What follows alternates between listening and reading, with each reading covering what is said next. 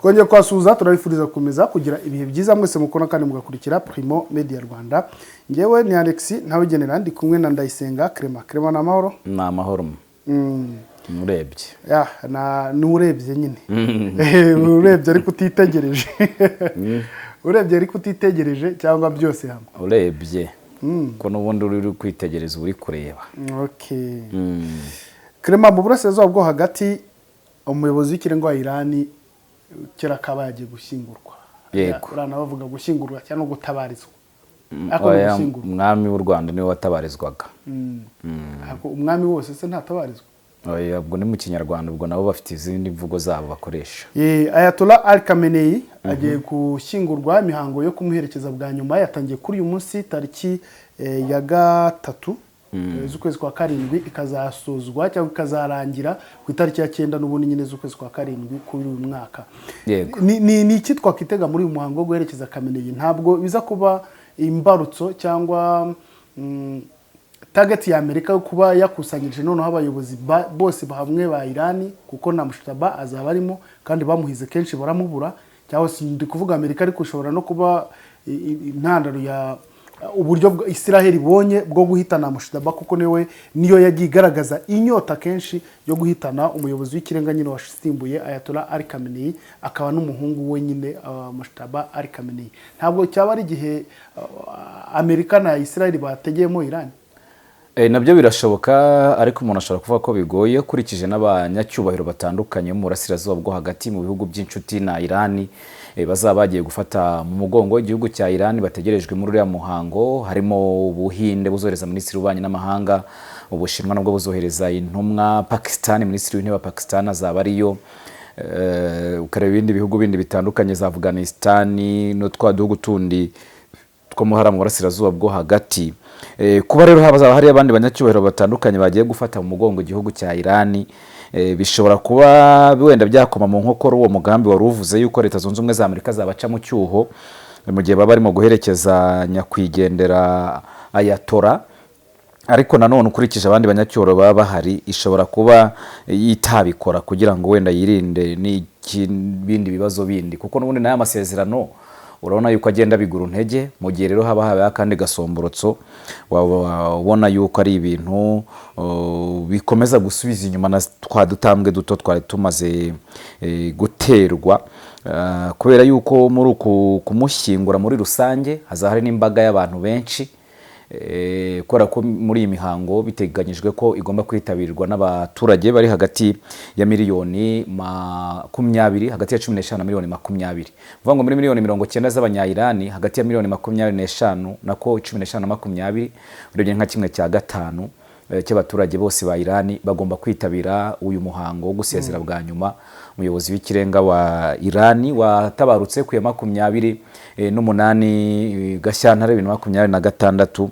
Akaba rero ari urupfu n'ubundi rwasize rushegeshe kino gihugu cya Iran, kubera ko ni ibitero kuri uwo munsi wa mbere wo kugabwaho ibitero nibwo n'ubundi yahise apfa. Kandi muri uko gupfa kwe ntabwo ari we wenyine wapfuye, kubera yuko mu bantu bapfuye muri rusange muri kiriya gitero harimo Ayatollah Ali Khamenei, ariko nanone harimo mukazana, harimo umwuzukuru, harimo mukwe.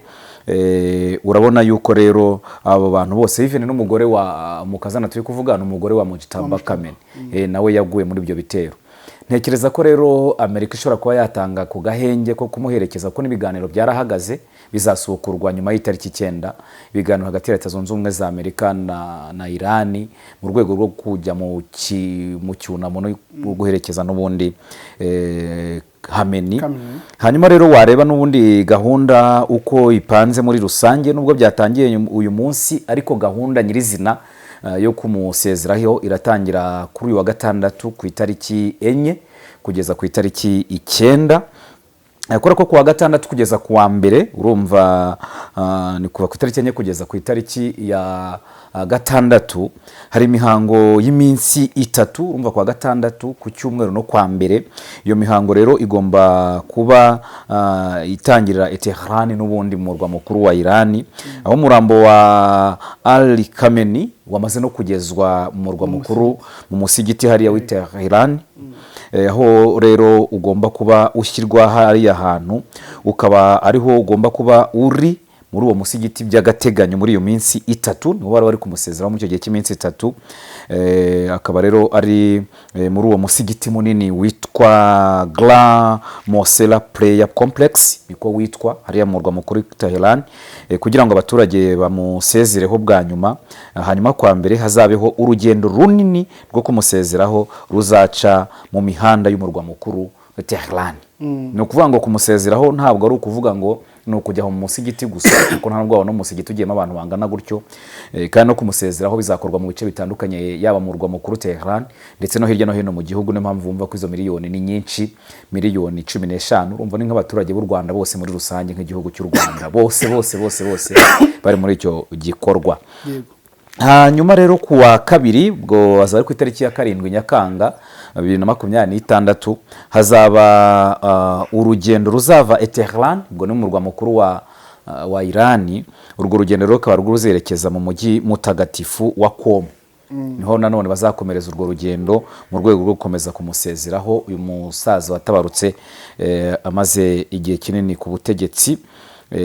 Hanyuma kandi kuwa gatatu ni ku itariki ya 8 urumva n'imbere yuko asezerwaho bwa nyuma kuwa ya 8 Nyakanga 2026 nibwo hateganyijwe imihango izakomereza hanze ya Irani. Nuvuga ngo bazaba bamaze kuva mu murwa mukuru wa Irani bagiye kujya mu bindi bice bitandukanye aho noneho bazerekeza mu mujyi mutagatifu wa Najaf ndetse na Kalabala akaba rero ari mu hafi y'imbibi z'igihugu cya Iraq na Iran. Urebye ni hafi y'umupaka uhuza Iraq ndetse na Irani.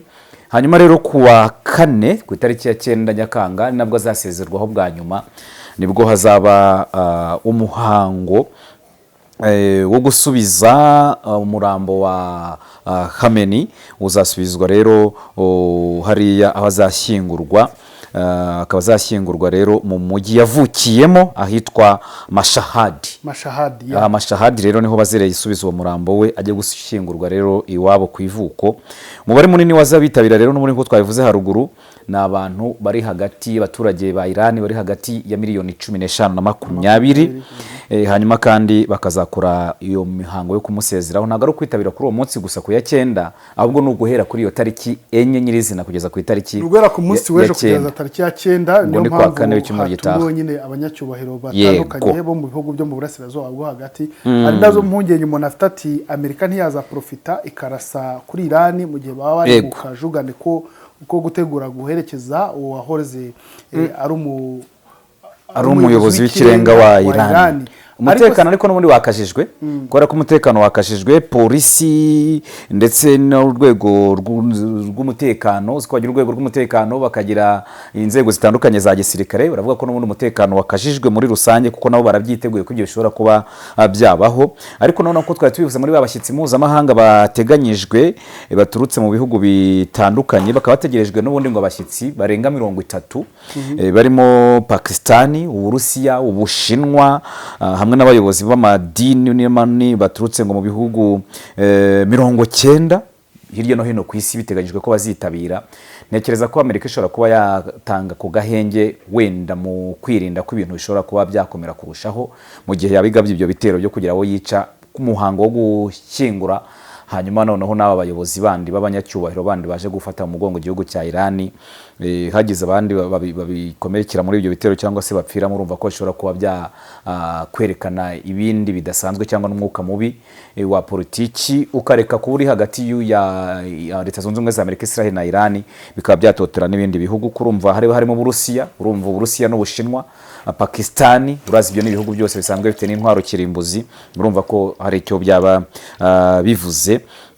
Perezida w'inteko ishinga amategeko rero ya Irani yasabye abanya-Irani kwitabira ari benshi cyane uyu muhango hanyuma kandi ngo bikaba uyu muhango biteganyijwe ko ugomba kugira n'ingaruka kuri diplomasi nubwo ari ugushyingura uyu muyobozi w'ikirenga Ayatollah ariko ni n'umwanya mwiza wo kongera gutanga ubutumwa kuri Leta Zunze Ubumwe za Amerika nubwo ari ugushyingura kubera yuko nka hano ibinyamakuru byo muri Amerika bivuga ko mu biganiro bikomeje hagati ya Washington na Tehran ubwo ni Amerika na Iran muri rusange byari bikomejwe rwose kugenda byicwa mu buryo butaziguye, bikagenda nyine bitagera ku ntego zabyo, yaba ari Qatar yaba ari Pakistan abo bahagarikiza n'ubundi ntibigende neza, bikaba byarahagaritswe by'agateganyo kugira ngo rero babanze bajye kwitabira uyu muhango, kubera ko abenshi bitabira ku ruhande rwa Iran n'uyu muyobozi w'inteko ishinga amategeko ni nawe muyobozi wa biriya biganiro bahuriramo na Leta Zunze Ubumwe za Amerika. Hanyuma rero wareba nibyo yatangaje muri rusange, uyu muyobozi w'inteko ishinga amategeko ya Iran yavuze ko umuhango wo gushyingura Ayatollah Ali Khamenei uzaba ari ubutumwa bukomeye bwo kumva ukwihorera ku bamwishe. Kumva ukwihorera ku bamwishe bazabyumva bate mu magambo mu bikorwa? Umuhango wo gushyingura Ayatollah Ali Khamenei uzaba ubutumwa bukomeye bwo kumva ukwihorera ku bamwishe. Ni kuvuga ngo aba bantu bishe umuyobozi w'ikirenga wa Iran Ayatollah, ni umwanya mwiza yuko abanya-Iran bazaba bongeye kubona umwanya wo kugaragaza akababaro kabo n'ibyabayeho, kandi berekana yuko n'ubundi bafite gahunda yo kwihorera. Hano Iran yatangaje ko ifite gahunda yo kwihorera ku rupfu rwa Ayatollah, bitinde bitebuke izihorera ku bamwishe. Yaba ari abariho ubu ngubu bazaba batakiriho, yo ifite gahunda yo kuzihorera byanze bikunze, kubera yuko abayobozi bakuru ba Iran batangaje ko umuhango wo gushyingura aho ari umuyobozi w'ikirenga Ayatollah Ali Khamenei uzaba umwanya wo kugaragariza isi icyifuzo cy'abanya-Iran icyo kwihorera ku rupfu rwe. Bavuga ko kandi rwatewe n'ibitero bya Amerika na Israel. Bityo rero kuri abo bantu babiri rero bamwishe, yaba ari Israel yaba ari Iran, bitinde bitebuke ngo bagomba kwihorera rwose, ntibazagira na rimwe bibagirwa. Ubwo no kwibagirwa bazibagirwa hari ariko barangije kwihorera. Bikaba byatangajwe na perezida w'inteko ishinga amategeko wa Iran, akaba n'umwe mu bayobozi bakuru b'iki gihugu, Mohammad Bagher Kalibaf, akaba yasabye rero abaturage bose kwitabira ari benshi uwo muhango. Avuga ko kandi kuzitabira uwo muhango bizaba ari ikimenyetso cy'ubumwe bw'igihugu ndetse n'ubutumwa bukomeye bwo kwamagana abishe Ayatollah. Urumva ibyo ari guhamagara abanya-Iran n'imvugo ari gukoresha. Mu itangazo rero yashyize ahagaragara kuri uyu wa kane, akaba yagize ati: ndahamagarira abaturage bose ba Iran kwandika amateka y'igihugu cya Repubulika y'Isilamu ya Iran bitabira umuhango wo gushyingura Ayatollah Ali Khamenei. Akomeza avuga ati: ijwi ry'igihugu risaba kwihorera rigomba kumvikana mu mpande zose z'isi. Urumva, ijwi ry'igihugu risaba kwihorera rigomba kumvikana mu mpande zose z'isi. Ni nko kuvuga ngo bya bihugu byose muziza mwitabira. Tubonye ko abanyamadini basaga 90 bazaba ari hariya muri Iran. Ni nko kubabwira ati ibyo bihugu byose bizaba bihagarariwe hano muri uyu muhango wo gusezera kuri Ayatollah, bigomba gutahana ubutumwa, bigomba kugera ku isi yose ko Iran bipfe bitinde bitebuke igomba kwihorera. Ibi rero bikaba bije bikurikira itangazo ry'inama nkuru n'ubundi y'umutekano y'igihugu muri Iran yemeje ko igihugu kitazihanganira urupfu rwa Khamenei, ko n'ubundi nabo bazakora ibishoboka byose abamwishe bakazabiryozwa kandi bakanabihanirwa mu buryo bumwe cyangwa ubundi. Niko Iran iri kuvuga. Urumva ko yongeye no gutanga ubutumwa ubundi bukomeye ugereranyije no kuntu yari imaze iminsi wenda igenda ivuga bavuga ati tuzihora tuzagira gute, ariko no kuvuga ngo ijwi ryose rigomba kugera hirya no hino ku isi muri kino gihe cyo gushyingura uyu muyobozi w'ikirenga wa Iran. Mu itangazo rero kandi ryashyizweho umukono n'umunyamabanga w'iyo nama, akaba yitwa nanone Mohammad Bagher Zolgadri rero nawe akaba yaragize ati: kwihorera amaraso ya Ayatollah Ali Khamenei bizakorerwa abamwishe. Ari bya nditwa tuvuzemo haruguru. Unuvuga ngo rero bazakorerwa abamwishe n'ubundi ni Leta Zunze Ubumwe za Amerika na Israel. Ayatollah rero n'ubundi twavuze igihe yapfiriye muri rusange. Urumva yuko rero ibintu uko bimeze uyu munsi, urabona yuko n'ubundi n'aya magambo ubwabyo na bya biganiro ugiye kubihuza aya magambo ya Irani ku rupfu rw'umuyobozi w'ikirenga Ayatollah Ali Khamenei, ku mukazana we, ku muhungu we, ku buzukuru be, abo ngabo turavuga n'umuryango muri rusange, ariko wajya kureba n'igihugu muri rusange no mu nzego z'umutekano abo bapfushije bose hamwe ku bayobozi bakuru b'igihugu barenga 50, wareba n'abandi baturage buri imibare y'abaturage yirananyongwa cyane. Usanga nyine byanze bikunze igihugu cya Irani kuvuga ko cyazihorera, ngira ngo hari benshi bashobora kubyumva kimwe nacyo, kandi burya ngo no kubabarira burya ntabwo ari ukwibagirwa. Ugira ngo iryo jambo jya wumva umuntu, hariho n'abantu bemera ko burya imbabazi zitabaho babaho, ngo habaho kwirengagiza, akavuga ngo abaye kubabariye keretse abaye kubabariye kamera nko gufungura buto cyangwa ukayifunga, ndakubabariye biragiye mu mutwe sinzongera kubyibuka, ariko ubwo bushobozi ntabwo umuntu abufite.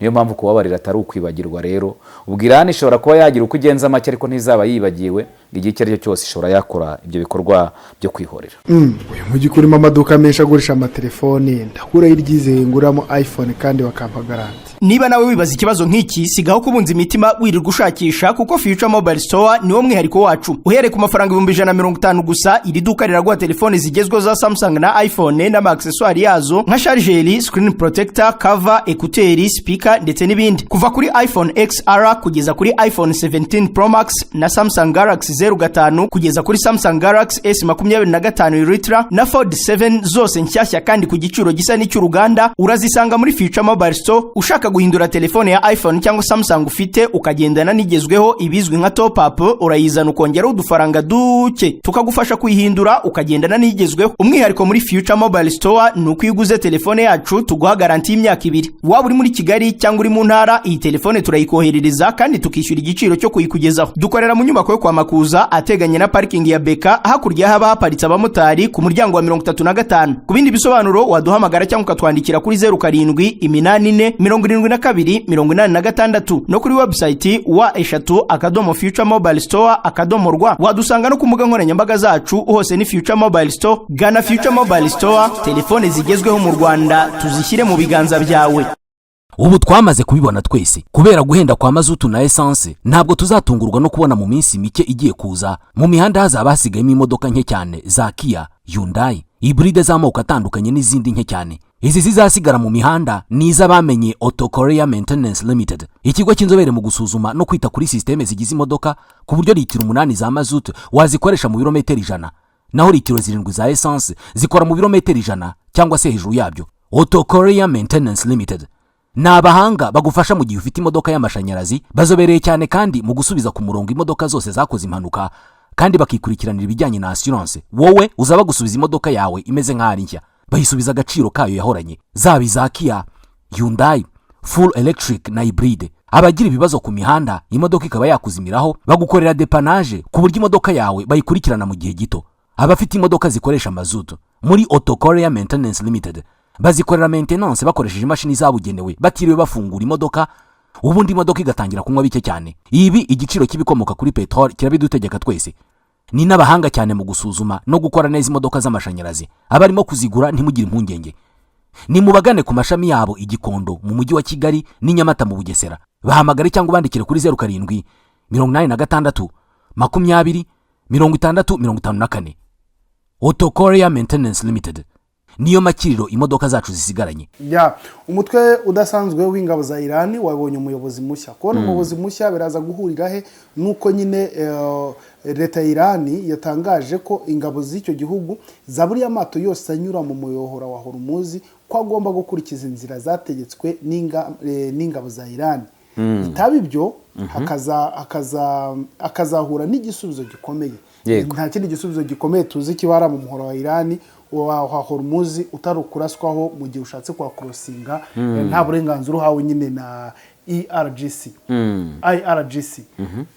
Clement, kuba IRGC yabonye umuyobozi mushya, kuba ubwato buri kubuzwa kunyura mu muhora wa Hormuz, no kuba ari ugusigasira no kurinda umutekano w'abazitabira ishyingurwa rya Ayatollah Ali Khamenei, biraza guhurira he ibyo bintu byose?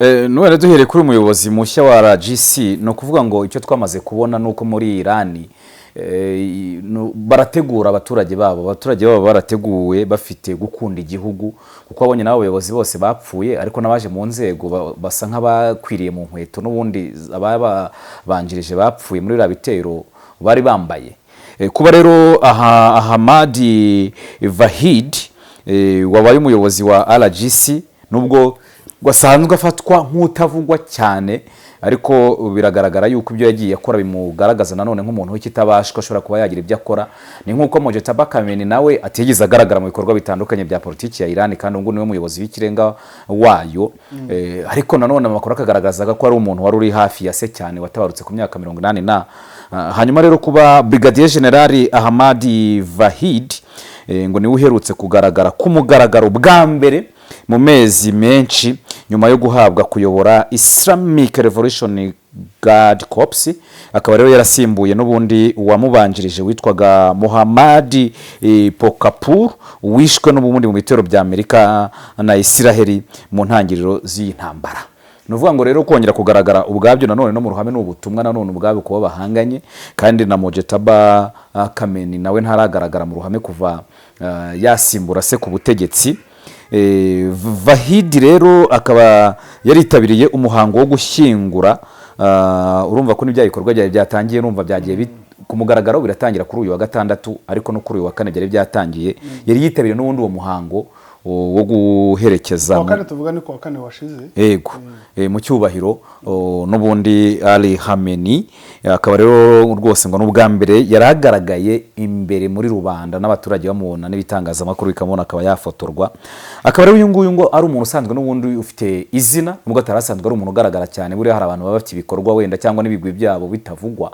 ariko basanzwe bafite ibigwi buriya ni nk'uko ubungubu ushobora kureba ugasanga wenda hari nk'umuntu wakoze ibintu byinshi bikomeye ariko wenda bitaranditswe barahari ntabwo ari uko ya makuru tujye tubona kuri za Wikipedia mu binyamakuru bitandukanye za journal zitandukanye ari uko rero bakoze ibikomeye cyane kurusha abandi ku isi ahubwo nuko ibyo bakoze byabashije kwandikwa hanyuma rero uyu mugabo ariko ngo akaba ari umwe mu bagize uru rwego rwa RGC kuva mu ntangiriro zayo yayibayemo kuva muri 70 RGC yararimo aho ngo yatangiye kuzamuka cyane muri za 80 ubwo ni cyagiye n'ubundi bamaze hagiyeho abayatora abashaba bamaze guhirikwa ku butegetsi akaba rero yaragiye akora imirimo y'ubutasi n'iya gisirikare itandukanye kuva muri iyo myaka urumva nivuze muri za 70 imyaka 56 urumva n'imyaka myinshi ubwo nararibonye yaba afite makuru atangazwa n'ibitangazamakuru bya leta muri Iran yamugaragaza nk'umuntu ukomeye kuko yagiye ayobora inzego zitandukanye za gisirikare n'iz'ubutasi akaba yarayoboye kitwa Quds Force hagati ya 88 na 97 urumva imyaka aho ngaho yarayoboye uko ingana umutwe kandi ngo uzwi mu bikorwa byo hanze y'igihugu urumva ni nka bwa butasi bwo hanze y'igihugu nyuma yaho kandi yasimbuwe n'uwitwa Qasem Soleimani waje kwicwa mu gitero cy'indege cya rashwe na leta zunze ubumwe za Amerika Donald Trump mu mwaka wa 2020 nibwo Soleimani yishwe nawe yari umujenerali ukomeye cyane abanya-Iran nawe ngira ngo umwagwe muri Iraq yego mu bagomba kwihorera nawe aracyari ku rutonde kuko Iran ivuga ko nubundi itararangiza kwihorera kuri uyu musirikare nawe usa nk'uwabimburiye abandi muri rusange kandi akora imirimo muri ya politiki rero nka Vahid uyu nguyu baye mu myanya ikomeye ya politiki kubera ko yabaye minisitiri w'ingabo mu gihe cya President Mohamed Ahmadinejad urumva ko ntabwo ari umuntu wa Ahmadinejad yego urumva niba yarabaye minisitiri w'ingabo nubwo atari umuntu ukunze kugaragara ngo avugwe cyane minisitiri w'ingabo n'umuntu ukomeye mu gihugu mu ampresi mu bihugu nka biriya byo mu burasirazuba bwo hagati y'ibihugu bihora iteka byiteguye intambara nyuma kandi akaba yarabaye na minisitiri w'umutekano w'imbere mu gihugu mu gihe cya President Ibrahim Raisi urumva iyo myanya yagiye abona kuba perezida batandukanye hanyuma rero mu kuboza kwa 2025 ubwo n'umwaka ushize Ali Khamenei yamugize uwungirije n'ubundi umuyobozi mukuru wa n'urwego rwa RGC kurumva agiye kuruyobora ni nk'aho azamutse mu ntera akajya hejuru ngo nk'uburyo bwo gutegura igihugu ku bushobozi bwo guhangana n'ibitero bya Isiraheli na Leta Zunze Ubumwe za Amerika. Nuvuga ngo bari bamaze kwitegura bino bitero umwaka ushize amuha zino nshingano ko ari uburyo bwo kwitegura ibyo bitero bya Isiraheli na Leta Zunze Ubumwe za Amerika. Kora ubutasi bwabo burakora rero. Uyu nguyu rero ngo uko afatwa abasesenguzi bamugaragaza nk'umuntu udakina umuntu udakina wiyemeje cyane ideology of Iran. Uvuga ngo yangenga bitekerezo ya Iran byane nakubwiye ngo uzana ahubwo ushobora no kuza ugasanga ari kurusha warasanze. Iyi ngenga bitekerezo ya Iran rwose ngo yarayimitse yayindi cyane cyane ishingiye ku butegetsi rwose bw'iyi systeme iriho yagiyeho mu 79. Umwanditsi rero Muhammad Ali Shabani akaba yavuze ko abamubanjirije mu buyobozi bwa RGC bari nk'abarimu boroheje ugereranyije nawe. Abamubanjirije ku buyobozi bwa rwego rwa RGC bari nk'abarimu boroheje ugereranyije nawe. Bivuze ngo ni nkaho wari umwarimu w'abarimu. Rero urumva ko ari umuntu ukomeye ngo bikaba bigaragaza rero ngo uburyo afatwa nk'umuntu ukomeye cyane mu bijyanye n'umutekano ndetse n'igisirikare n'ubutasi muri Iran. Bakamugaragaza rero nk'umuntu ushobora kugira ibindi bikorwa akora ndetse no kugira ibyo yabahindura muri kuguhangana hagati ya Leta Zunze Ubumwe za Amerika na Iran na Israel. Wari cyo rukomojeho kijyanye n'uwo muhora n'ubundi mu maturufu Iran iri kwifashisha cyane. Buriya buri muntu wese uri kurwana yifashisha iturufu yari yo yose ishoboka yatuma atsinda uwo bahanganye. Tujye tubivuga buri gihe n'ubundi izangingo 14 zikuye mu masezerano yasinywe ku itariki 17 Kamena 2026 n'imbanziriza mushinga y'amasezerano MU. Bigaragara ko ingingo ubwazo ziza kwisonga tujye tugabanyamo n'eshanu muri 14 ziza kwisonga. Muri izo zuza kwisonga tujye tuvuga rero ni ngiye y'umuhora wa Hormuz irimo. Iran yifashisha umuhora wa Hormuz mu kugira ngo yereke Leta Zunze Ubumwe za Amerika ko ari ifite urufunguzo muri ibi biganiro hagati ya Leta Zunze Ubumwe za Amerika na Iran. Kubera ko muhora Iran ifunze ingaruka ntabwo ziba kuri Iran na Leta Zunze Ubumwe za Amerika gusa bahanganye ahubwo zihita zigera ku isi yose. Izo ngaruka ziri ku isi yose rero igitutu gihita kizamuka kandi ntabwo kizamuka kiza kuri Iran gusa kiba kino kuri Leta Zunze Ubumwe za Amerika ko niyo yagabye ibyo bitero. Ukabona yuko rero mu gihe n'ubundi Libani ikiraswaho n'uyu munsi tuvugana yarashweho mu majyepfo ya Libani. Hari umusirikare wa Israel mbonye ngo wakomeretse bikomeye ariko hari n'abaturage bakomeretse. Israel zarashe mu karere bitango Binti Jibel. Yego mu majyepfo ya Libani. Ibyo ngibyo nabyo no kwica amasezerano kuko ibiri mu masezerano harimo ingingo ivuga ko Leta Zunze Ubumwe za Amerika zigomba kumvisha Israel kwitakomeza kugaba ibitero kuri Libani kuko Libani ni kimwe mu bigize amasezerano ya Amerika na Iran ko ibitero bigomba guhagarara kuri ya mitwe ikorana na Iran ubwo na Hezbollah muri Libani, abahuti muri Yemen ndetse na Hamas muri Palestine. Hanyuma iyo ngiyo ni ingingo imwe. Wa muhora wa Hormuz nawo twari tuvuza aho ngaho.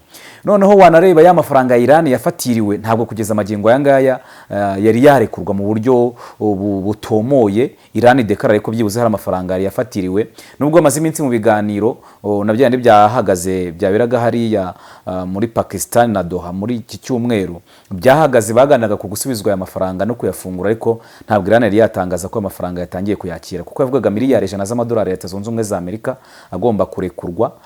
Ugakubitaho na yangingo yindi yo urumva hari kurekura amafaranga yafatiriwe 12 yego bishyuza Leta Zunze Ubumwe za Amerika yafatiwe muri Qatar bavuga ko byibuze at least 6 billion igomba ko bazabaye released. Noneho mu biganiro bari barimo ubu ngubu noneho hagati y'impande zombi banaganiraga kwishyirwa mu bikorwa ry'ayo masezerano muri rusange ariko banareba ngo noneho n'izo jana zose aho yafatiriwe hirya no hino ku isi aze ntabwo yari yaza. Rero wareba ubwo ngubwo n'amafaranga yafatiriwe ariko hari n'ibihano nanone Iran yafatiwe bitarakurwaho muri rusange.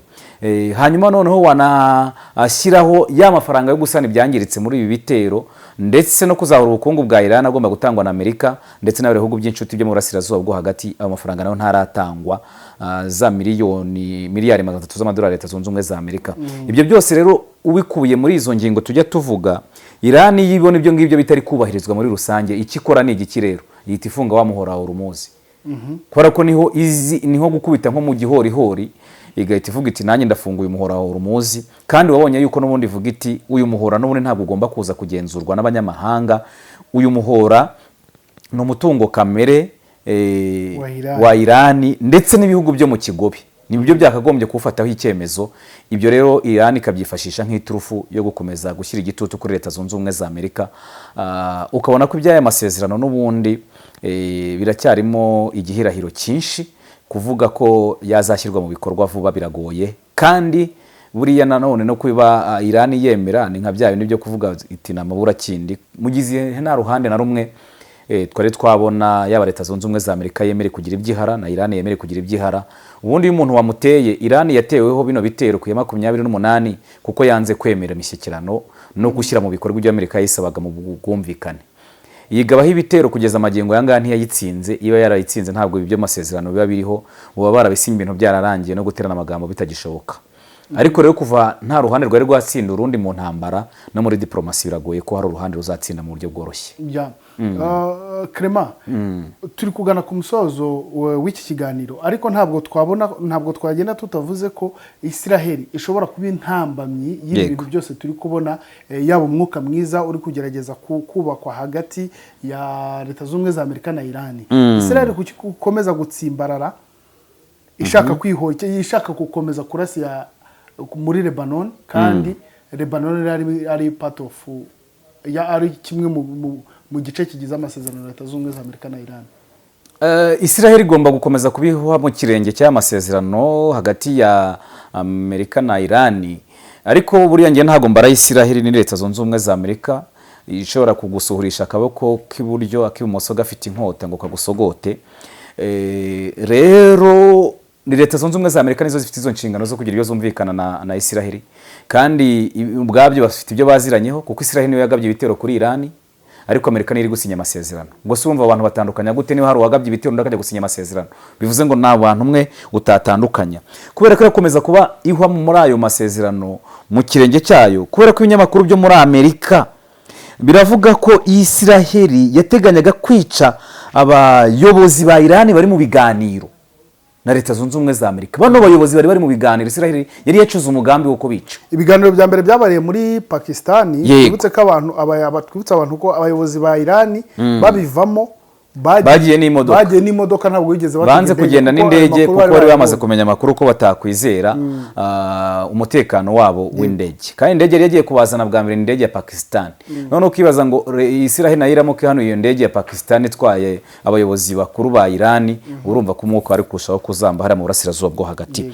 Hanyuma ibinyamakuru byo muri Leta Zunze Ubumwe za Amerika barimo The New York Times ndetse na The Washington Post byatangaje ko abayobozi ba Leta Zunze Ubumwe za Amerika bemezaga ko Israel yari ifite umugambi wo kwica bamwe mu bayobozi ba Iran bari mu biganiro by'amahoro hagati ya Washington na Tehran mu ntangiriro z'uyu mwaka.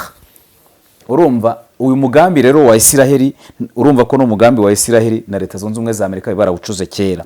Nkuko rero ngo abayobozi babitangaje, ngo babitangaje, ariko urumva ne babandi bavuga ati anonymous, mpanze ko amazina yabo atangazwa, kurumva nayo ntago watanga ubwo bwino bizakugwe amahoro. Bakaba bavuga ko Israel yibasiye Minisitiri w'Ububanyi n'Amahanga wa Iran Abbas Araghchi, niwe wari bagambiriye kwicana no baracyaharumva ko yararokotse, ndetse na Perezida w'Inteko Ishinga Amategeko akaba n'umuyobozi mukuru w'ibiganiro bya Iran. Uyu nguyu nawe rwose Mohammad Bagher Kalibafu, uyu nguyu niwe rwose ukunda no kubahagama cyane. Ura nawe ngo mu biganiro niwe ufite ijambo rya nyuma, kuno umuyobozi w'ibiganiro ku ruhande rwa Iran. Abangaba nibo bari bagambiriwe kwicwa.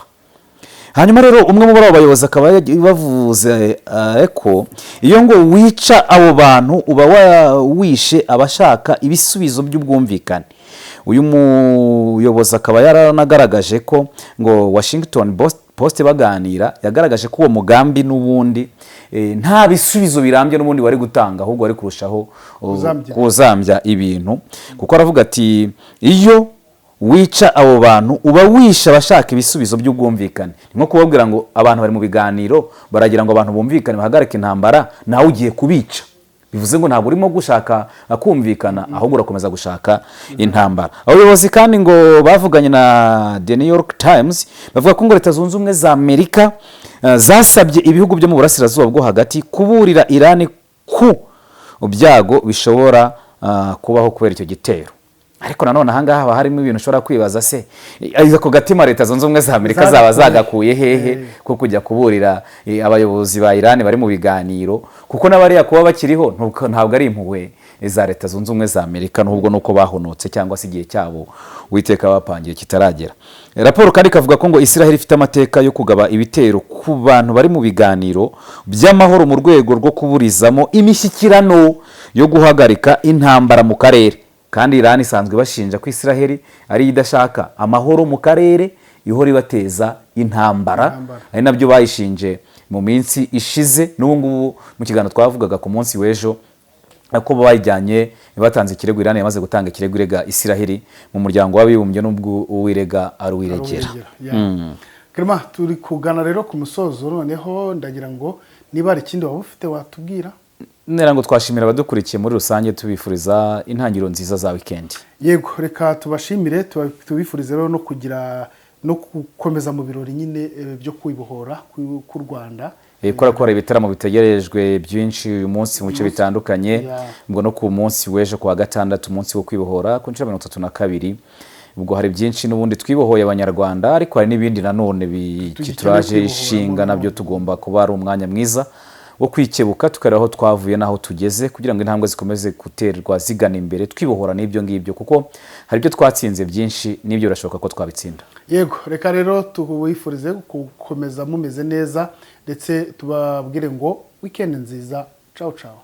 Mwiriwe boss. Mwiriwe. Nitwa Karangwa, ndi umukomisiyoneri hano muri quartier. Karangwa biteze. Ni byiza ni byiza. Nakomeje kubabona mutembera hano, mwaba mushaka ikibanza cyo kugura inzu yo kugura cyangwa gukodesha. Arebye ufite se? Yego, ndabifite hano, waza nkakwereka. Dore hano hari inzu, niriya ni inzu, ariko hariya hari kibanza, na hararugore ikibanza gifite metero kare 380. Kompo naho uri kunyereka mu manegeka, urabona hana hatura ngewe.